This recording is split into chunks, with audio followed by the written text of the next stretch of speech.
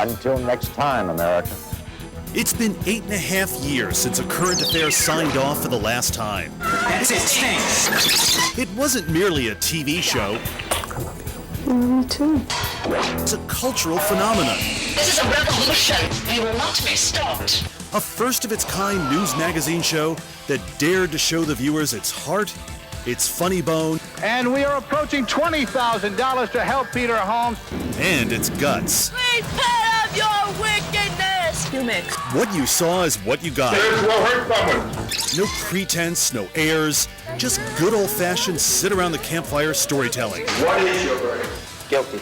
And America loved it. No show ever replaced The Current Affair, to my mind. The Current Affair had a sense of humor, it had a wink, it had a communication with its audience that the other shows don't have. So I don't think anything ever really replaced that. This spring, A Current Affair will try to prove that TV history can repeat itself.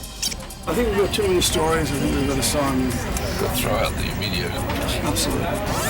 The brain trust and creative architects of A Current Affair will cover today's news with the same hard-hitting and dynamic spirit that was the hallmark of the original. So newcomers are busy learning the strategies that made the original such a success. Peter Brennan, John Tomlin, Bob Young, they've all shared with us, the energy and the openness that came with putting that first particular year of A Current Affair on the air. I can feel that now. And it's not so much as a nostalgic way as it is a sort of, we won the Super Bowl, let's win it again. camera action. And then there was the question of who would be the new host. The answer is Tim Green, a former National Football League player, best-selling novelist, and attorney. I think most people's reaction when they find out that, that I'm going to be hosting this show and people have a real identity with the show is, it's like, wait, you won the lottery or something? You know what I mean? It's like, well, how did this happen to you? I'm Tim Green. Join me for A Current Affair. The ultimate goal is that when when a big or crazy event or story happens, that our viewers say, we've got to check out what The Current Affair does on this tonight. It's really about the way we do the story. There's a warrant. The correspondents and producers this time around are adhering to a very similar mandate as their predecessors. We want to find new ways of doing things. We want to see new ways of telling stories. We don't want to be safe. I think it does have an attitude of not arrogance, but confidence. I'd like to ask you some questions about we the people. Listen to me. A confidence that was not always appreciated by interview subjects sitting in the hot seat. Even heavyweight champions have thrown in the towel under our tough questioning. I'm doing When we just wouldn't take no for an answer, some of our interview subjects tried to imitate Mike Tyson. Sometimes you got to do what you got to do to get the story. Get a sheriff out of here. We want some answers to questions. Out of here. We want some answers to some questions. I think that the audience should be excited about something that is just so different and so much more real. It's not fake, it's not phony, it's not sensationalist. I mean, it's just good stories. It's good journalism about, real people in real places. A Current Affair has had its share of infuriated studio guests. Stop it! Our interviews have made KKK Grand Wizards turn white as a sheet. I want to hear what you have to say. Is over. Why? Hey, this hotshot lawyer couldn't adjourn this interview fast enough. I don't want any part of this, fella. Asking the tough questions, though, comes at a price. We've been punched. You know how busty right in the chops? Bitten. It's a real Windex. Did you know any? And spat on by a Chinatown kingpin. And just called all kinds of terrible names. I'll bust your stinking filthy jaw right down your throat. You think I can't do it? Try me. You filth. They were the ones that would really kind of chase you down, and it would be scary almost sometimes seeing how they would go into situations and not really know what was going to happen. But we're not confrontational just for the sake of on-air drama. Your sons of are all the same. Don't hurt my camera. Don't hurt my camera. This is mine. Don't hurt my camera. And I'll see you in court, mother. Oftentimes, our reporting resulted in the bad guys getting busted something which delighted the victims. He's slime. He's a liar. He's a cheat. He's the scum of the earth. A good story kind of reinforces the best things about humanity and reinforces the good and kind of castigates the bad. And, you know, ultimately a good story can, I think, make the world a better place. I mean, that's quite an ambitious goal for a storyteller, but I think that in its finest form, that's what it does.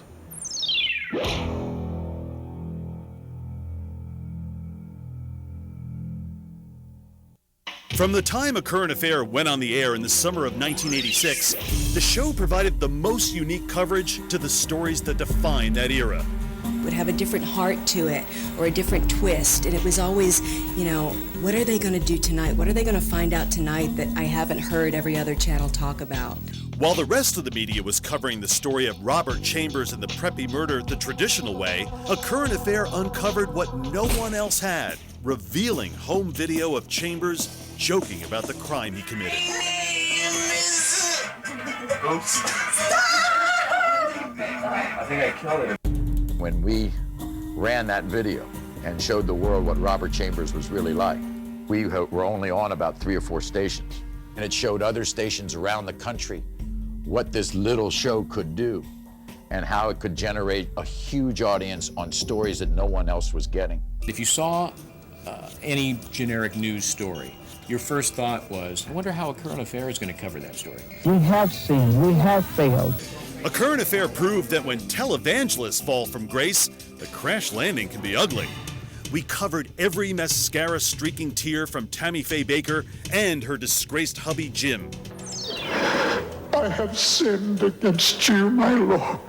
And when Jimmy Swaggart begged forgiveness for his indiscretions with a prostitute, that wasn't the only time we captured a preacher turning on the waterworks. Jerry Falwell showed just what a slippery slope PTL was on. And the bizarre preacher stories didn't end there. There were kid preachers, Repent of your wickedness! preachers with power boats, and preachers who didn't know their asp from their elbow. These are the Jola snake handlers. A Current Affair put its stamp on all the big stories. I think with A Current Affair for me, it was just, you know, the whole OJ thing. Orenthal James Simpson, not guilty of the crime of murder. The rape trial of William Kennedy Smith. My family's on trial for me, and in some strange way, I'm on trial for my family. Some stories from the original program remain as white-hot as ever. A Current Affair was all over the Michael Jackson scandal long before it ever wound up in court. We were flying high with exclusives, literally. This interview with Elizabeth Taylor was conducted at 35,000 feet. I believe totally that Michael will be vindicated. These are the kinds of stories that you say, you're kidding. I mean, this is really happening out there in the world. Every now and then, we still shake our heads over what transpired on our air every night. Like the night when Susan Smith prayed on A Current Affair for the safe return of her children. I just know that they're just crying for me right now. The very same children she herself had drowned by driving her car into a lake. There's a madman living in Waco. We were also there when cult leader David Koresh's world in Waco was surrounded by music, and later, when it was engulfed in flames. We never shied away from venturing into the belly of the beast, whether it be a man-made calamity or a natural disaster. A Current Affair this time around will do today's version of what it did then. In other words, it will deal with the unexpected. Just think of all the personal dramas that A Current Affair led the way in documenting. There was Lorena Bobbitt, who took revenge on her cheating husband by partially castrating him. It was like, wow, I'm seeing a soap opera about real life. And they did it in such a fantastic way. Long before there was Paris Hilton sex tapes, A Current Affair was first to bring you Rob Lowe's secret stash. It was the scandal du jour of 1989. I think A Current Affair changed the way traditional TV was viewed by making people a little less concerned and less serious and less maybe stuck up. But that changed because A Current Affair said it doesn't have to be that way. And when the news was uplifting, we not only reported it, but reveled in it. When communism fell along with the Berlin Wall, A Current Affair's Gordon Elliott couldn't wait to make his point. And it is with no small regret that I do what I'm about to do. for the cause of democracy and freedom.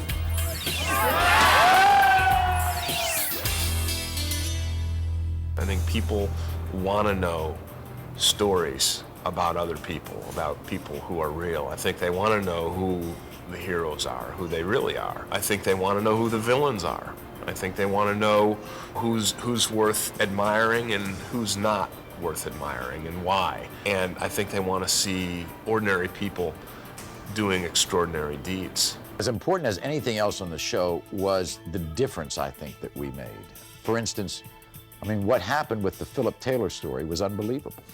Philip's father, Dr. Kenneth Taylor, had murdered his mother in their New Jersey home. Before he was convicted of the crime, he whisked Philip off to Indiana, where the little boy was adopted under a shroud of secrecy by Dr. Taylor's parents. The move devastated Celeste White, the victim's sister. He took my sister, and now he's trying to take our baby. But thanks in part to a current affairs coverage, an Indiana appeals court overturned the adoption, clearing the way for us to bring Philip home.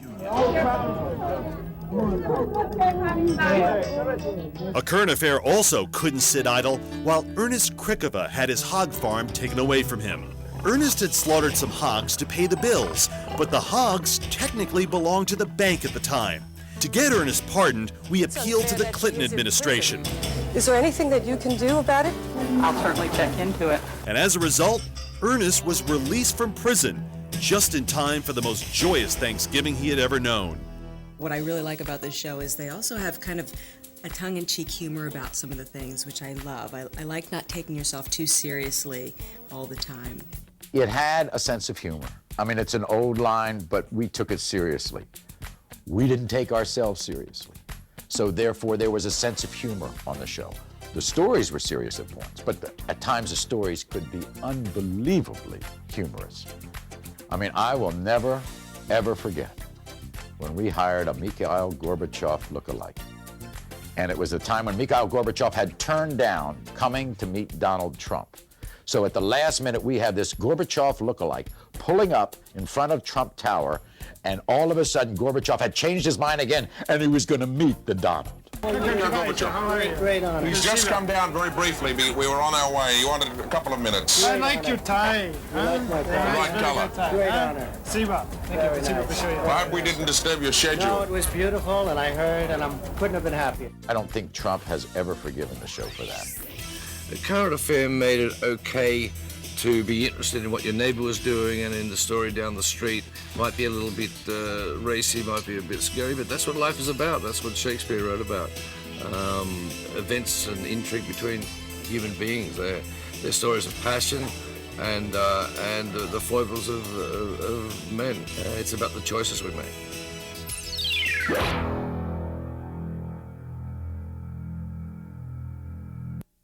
Ask anybody what they think of when they hear the name A Current Affair, and often it's a sound that comes to mind first, or the logo. My most vivid memory of the original A Current Affair has to be Maury Povich. Good evening, everyone. I am Maury Povich. Succeeding Maury as the host of A Current Affair is sort of like playing James Bond after Sean Connery. But Tim Green, the new host, seems stirred by the challenge, not shaken. I want to just tell stories that move people, that make a difference in people's lives. And I think the show, in its first go-around, in its best days, that's what it did. So, you know, from that standpoint, I'd like to carry on that tradition and add my own perspective to it. Tim was a star in the National Football League for many years. He's a best-selling novelist, so you know he can weave an amazing tale. And he's a lawyer, so good luck trying to get the upper hand in an interview. I think the secret for me, and probably the secret for Maury, was Peter Brennan has an ability to look at people who've got some television experience and say, yeah, that guy has got something. Just as Maury Povich had that ability to tell a story like he was leaning over your fence or standing at a bar or sitting down for coffee, Tim Green doesn't pronounce or announce stories. He tells them the way he would tell a friend of his or his wife, and that's the quality that The Current Affair always has. We tell stories in a way that we would tell them to our family. Family.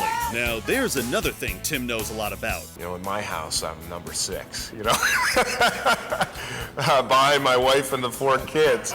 And that's the way I like it. I mean, that's the way my wife and I have raised our kids, to not place a lot of importance on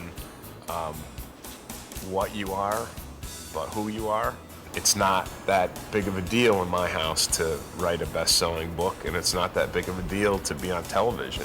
It's a big deal to, you know, say thank you and please.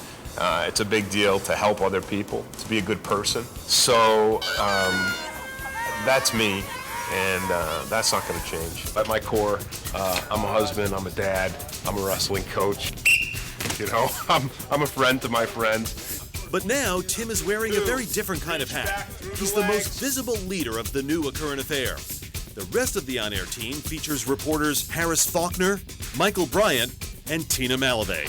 The anticipation is really building. I'm dying to kind of jump in there and love the research part of it and love the investigative stuff. These are news-type stories, but when you burrow into them and find more there, you find people, you find emotions, you find passion, you find the things that people relate to in life. I joined the team at A Current Affair for a couple of reasons. For one, I want to tell stories that are memorable. And I want to have a palette in which to tell them that affords time, breathing room, and latitude for creativity. And I know that I'm finding that here. One look at the stories they'll bring to the new A Current Affair proves that they'll be sticking to the traditional approach. Like the amazing tale of Kenneth Lickus, a popular and successful high schooler, but there was something mysterious about him. But I was afraid to pry for fear of losing him again. Turns out, this 15-year-old was really 25 and living under a changed identity. He made a pretty lucrative living stealing. It wasn't just one little simple thing of some computers going out the back door. I mean, this was pretty complicated. Wait till you hear how Kenneth got caught in his own tangled web of deceit. What drives people to do things? That's what A Current Affair had in the beginning that I think made everybody stop and take notice, and that's what we're going to bring back again. And then there's the story of Dennis DeShane, who spent the last 15 years in prison for the murder of 12-year-old Sarah Cherry. But could his conviction and life sentence have been a mistake? I didn't even know where I was.